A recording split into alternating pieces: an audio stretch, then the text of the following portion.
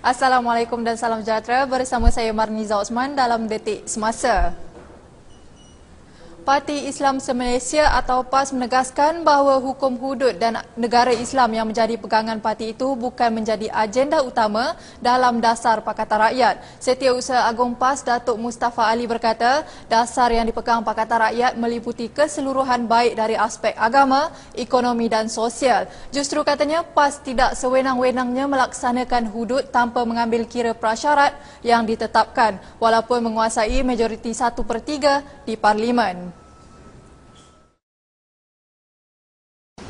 Masalah hudud bukan agenda bersama dalam Pakatan Rakyat. Agenda bersama dalam Pakatan Rakyat ni ada sini. Saya baca, mempertahankan pelbagai persekutuan, Islam sebagai agama bagi persekutuan dan agama-agama lain boleh diamalkan dengan aman dan damai.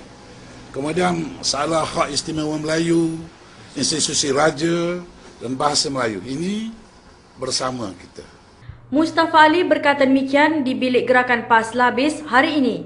Menurut Mustafa, mana-mana negara yang mahu melaksanakan hukum hudud perlu ada prasyarat dan sekiranya itu tidak dapat diperolehi, maka tidak sah mana-mana individu dikenakan hukuman.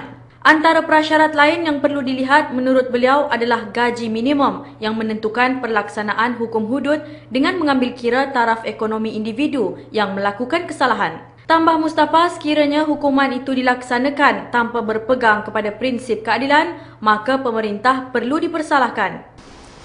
Prasyarat itu mesti ada, pertama, economic justice. Keadilan ekonomi mesti berlaku dulu. Tanpa keadilan ekonomi, ini tidak akan dilaksanakan. Undang-undang ada, tetapi tidak akan dienforcekan. Ini dari segi kaedah-kaedahnya.